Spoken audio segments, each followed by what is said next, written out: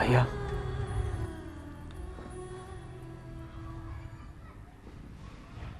भैया मैं आपसे इजाजत लेने आया था। कहाँ जाओगे?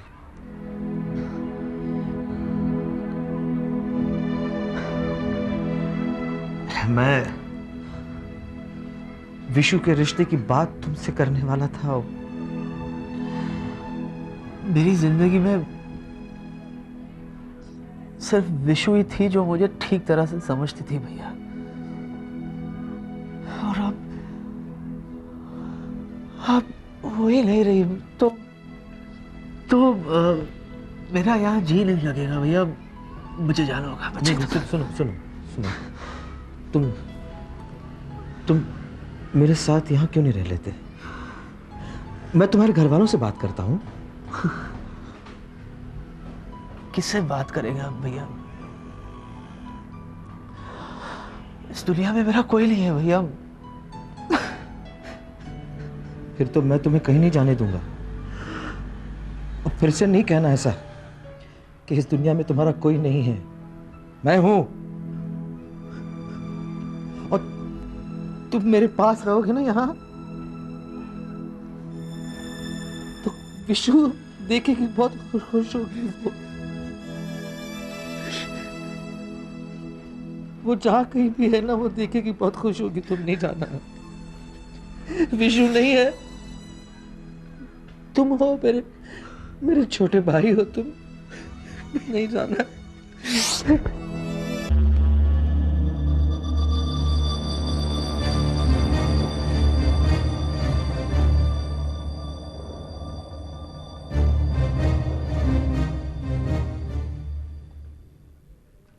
विशाखा के साथ जो कुछ भी हुआ उसे सुनकर मुझे भी बहुत दुख हुआ है मिस्टर बलराज। देखिए, मेरा आप लोगों को तकलीफ देने का कोई इरादा नहीं है। नहीं, मैं आपकी पोजीशन समझ सकता हूं सामंत साहब, लेकिन विशु का कत्ल हुआ है, ये बात हम नहीं बोल सकते।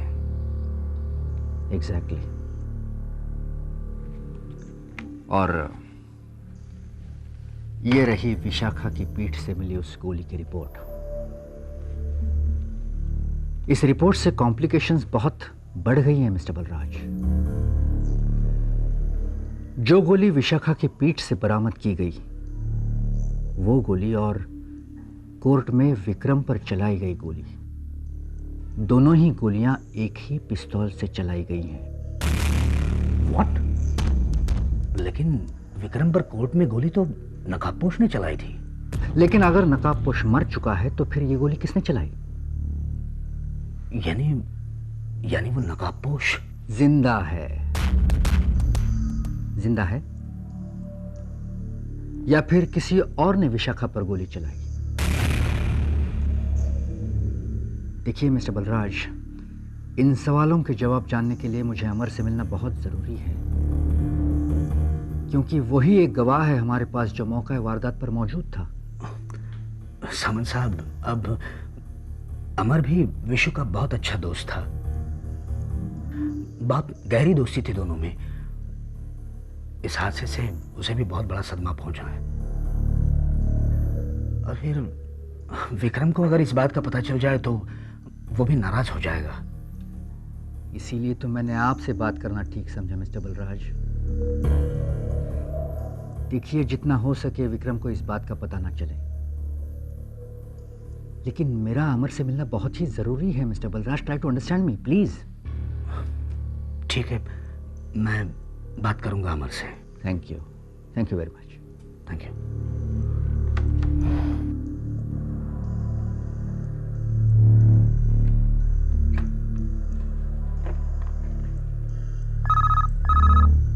Hello Harish sir. ऑप्टिशियन से बात हो गई? सर वो आज या तो कल दोपहर तक यहाँ पहुंच जाएगा। गुड।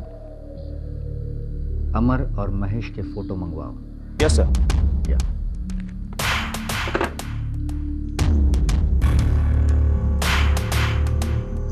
आपकी मिसेस और बच्ची दोनों की तबीयत अब अच्छी है। कुछ दिन यहाँ रुककर आप उन्हें घर ले जा सकती हैं। Thank you very much doctor.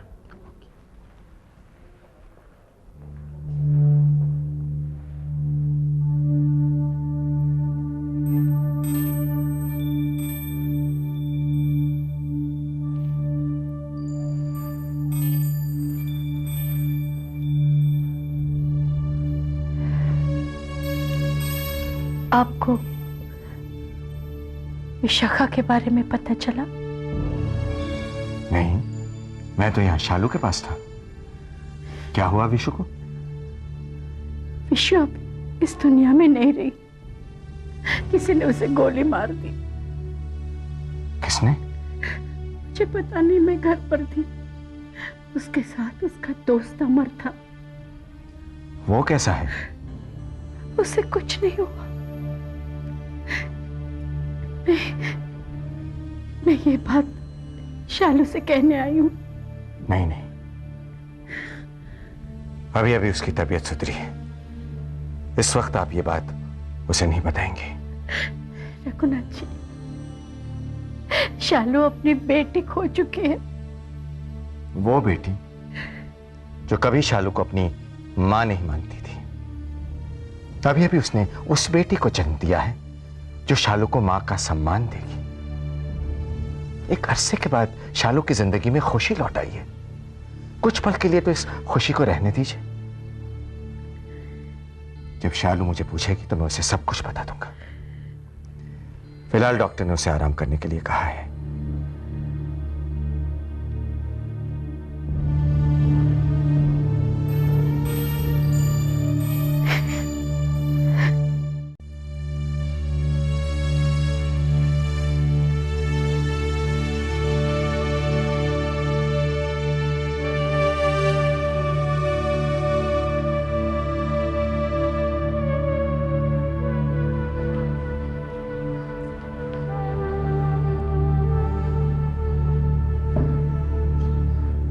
Vikram, Vikram चलो कुछ खा लो।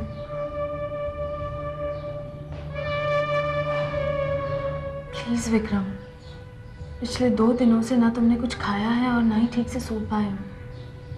अब मैं तुम्हारी एक नहीं सुनूंगी। चलो कुछ खा लो और सो जाओ।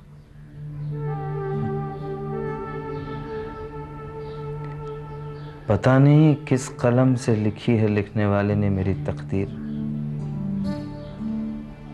देखो, अगर तुम ऐसी बातें करोगे तो मैं चली जाऊंगी। अरे नहीं नहीं अश्विनी, मैं तो तुम्हें मजेदार किस्से सुना रहा हूं। मैं अपने पिताजी से बहुत प्यार किया करता था। वो भी मुझे बहुत चाहते थे, लेकिन तकदीर ने उनको मुझसे छीन लिया। Please Vikram, please.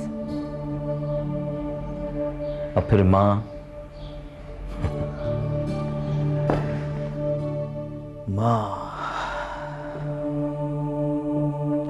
पिताजी के गुजर जाने के बाद मां का ही सहारा था मुझे, लेकिन उसने मेरे साथ विश्वासघात किया। और अब विशु भी चली गई। क्या बिगाड़ा था विशु ने किसी का? कितने सपने देखे थे उसके ब्रदर ने उसके लिए।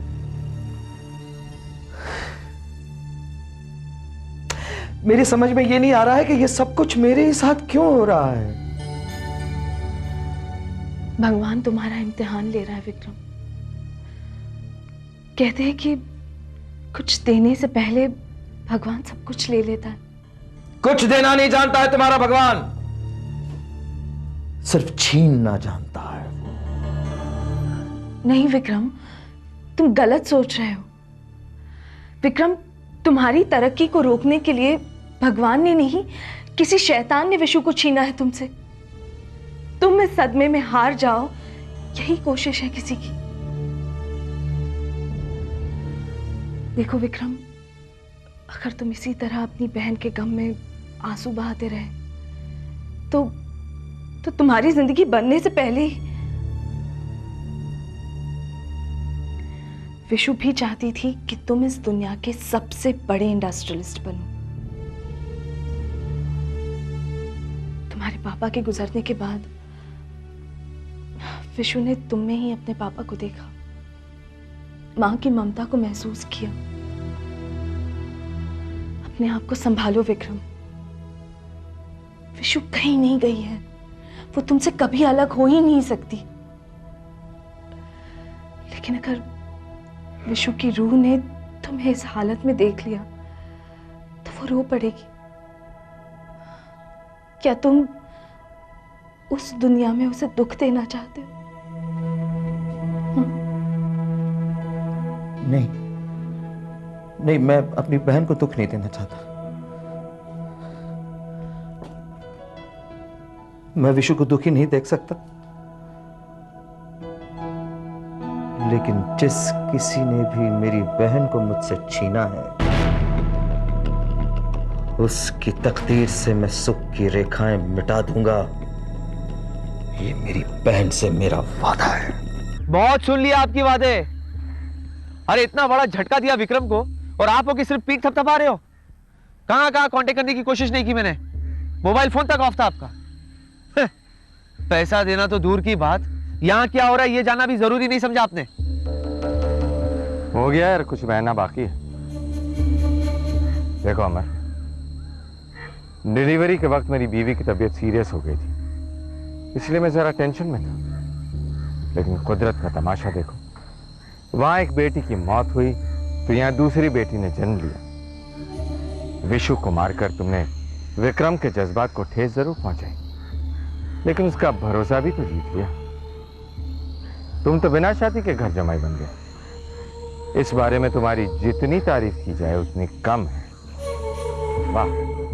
मैं तारीफ के लिए नहीं बल्कि पैसे के लिए काम करता हूं, जो पिछले 2 महीने से आपने मुझे नहीं दिए। अमर, ये छोटी छोटी रकम मांगना छोड़ दो। मेरी कंपनी में जो मुनाफा हो रहा है ना, उसमें से कुछ हिस्सा तुम्हें दिया जाएगा। अरे आपके कंपनी में झाड़ू मारने के लिए आदमी नहीं बचे, मुनाफा कहां से कमाएंगे? तुम्हारी इंफॉर्मेशन के सहारे विक्रम के नए टेंडर्स, नए कंसाइनमेंट्स, सारे डीलर्स की इंफॉर्मेशन, ये सब तुम ही तो ला कर दोगे मुझे।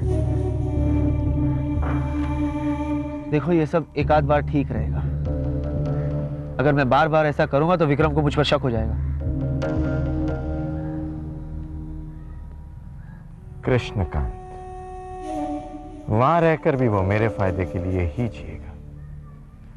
बस तुम विक्रम के कानों में गुनगुनाते रहना कि यहीं अंदर का कोई आदमी टेंडर्स की सारी डिटेल्स बाहर पहुंचा रहा है। बाकी का काम विक्रम का दिमाग कर लेगा। क्या देख रहे हो? सिर्फ देख नहीं रहा हूं बल्कि सोच भी रहा हूं। क्या? तुम जैसा कमीना बिजनेसमैन मैंने आज तक नहीं देखा, और देखोगे भी नहीं। अगर ये प्रोजेक्ट हमें मिल जाता है तो हमारी जिम्मेदारियां कुछ और बढ़ जाती हैं। हमारे शहर में एक अमेरिकन कंपनी ऑटोमोबाइल प्लांट शुरू करने जा रही है और उस कंपनी को भेजे गए 3 टेंडर्स के ये डिटेल्स हैं। तीनों कंपनी के मगर भैया ये टेंडर में तीनों अमाउंट अलग अलग है, क्या मैं इसकी वजह जान सकता हूँ? अभी बताता हूँ। ये देखो, ये जो 2 टेंडर्स हैं ना, ये बड़ी कंपनियों के हैं, इसलिए इनकी अमाउंट ज़्यादा है। और जो सबसे कम अमाउंट वाला टेंडर है वो हमारी कंपनी ने भेजा है, ताकि अमेरिकन कंपनी का ध्यान हमारे टेंडर पर रहे। इसका मतलब ये दोनों कंपनियां लॉस में जाएगी? उन्हें इस प्लांट में हमारे साथ बराबर का या फिर किसी कंडीशंस पर हिस्सेदार बनाया जाएगा। क्यों हिस्सेदार?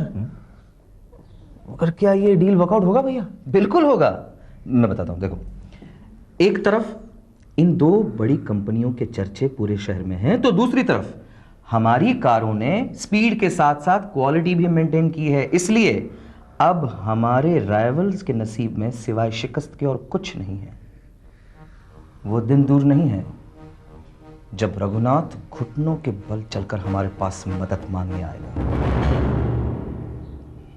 खैर, तुम दोनों कॉन्ट्रैक्ट की फॉर्मेलिटीज कंप्लीट कर लो। मैं फैक्ट्री जा रहा हूँ, वहीं आके मुझसे मिलना। ओके? जी भैया जी, मैं इन्हें अमेरिका भेजने का बंदोबस्त करता हूँ। हाँ अमर, हाँ देखो, मुझे गलत मत समझना, लेकिन अब जो कुछ भी मैं तुमसे कहने जा रहा हूँ उसके बारे में विक्रम को पता न चले तो अच्छा होगा।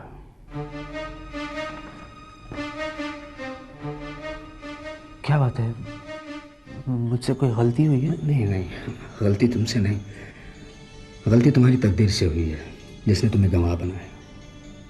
हैं? गवाह बनाया? आप साफ साफ कहिए ना, बात क्या है?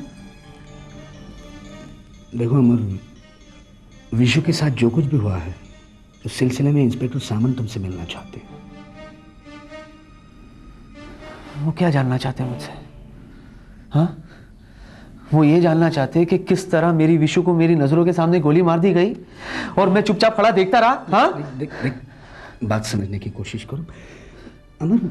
विशु का कत्ल हुआ है और उसके कातिल को पकड़वाना हमारी जिम्मेदारी है, हमारा फर्ज है। क्या तुम नहीं चाहते कि यही मकसद लिए तो मैं जी रहा हूं बलराज भैया, यही मकसद लिए जी रहा हूं। जिस किसी ने भी विशु को मारा है उसका गला मैं इन्हीं हाथों से घोट दूं। मेरी विशु को यही उम्मीद थी तुमसे।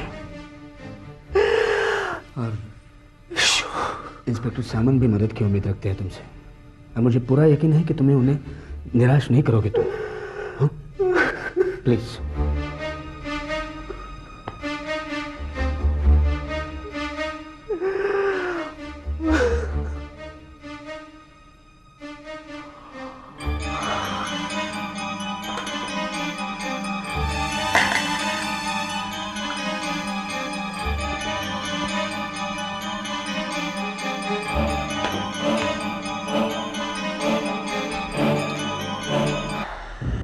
अब तो वही कदम उठाएंगे वो लोग। 24 घंटों की मोहलत दी है मजदूरों ने। अगर पिछले 3 महीनों की तनख्वाह और बोनस नहीं मिला तो वो लोग हड़ताल करने वाले हैं। तुम्हारा वो आदमी, एक्सपोर्ट ऑर्डर का आइडिया देने वाला आदमी, उससे क्या कहा था तुमने? आपसे जवाब मिलने के बाद वो आपसे मिलने वाला है। मैं उससे मिलना चाहूंगा। आप जानते हैं उसको? नहीं, लेकिन उसके इरादों को जान लेना बहुत जरूरी है। ठीक है, मिल लेते हैं उसको। हाँ, लेकिन फैसला उसी वक्त करना होगा, नहीं तो फैक्ट्री में ताला लग जाएगा और मार्केट से जो पैसे उठाएं उसका कर्जा बढ़ रहा है सो अलग।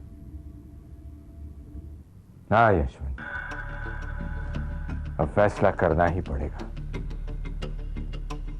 वर्कर्स तो और भी मिल जाएंगे, पैसों का बंदोबस्त भी हो जाएगा, लेकिन अब एक नन्ही सी छोटी सी जिम्मेदारी हमारे कंधों पर आ चुकी है और वो धीरे धीरे बढ़ रही है। उस जिम्मेदारी को निभाने के लिए हम कोई भी रास्ते पर चलने के लिए तैयार हैं।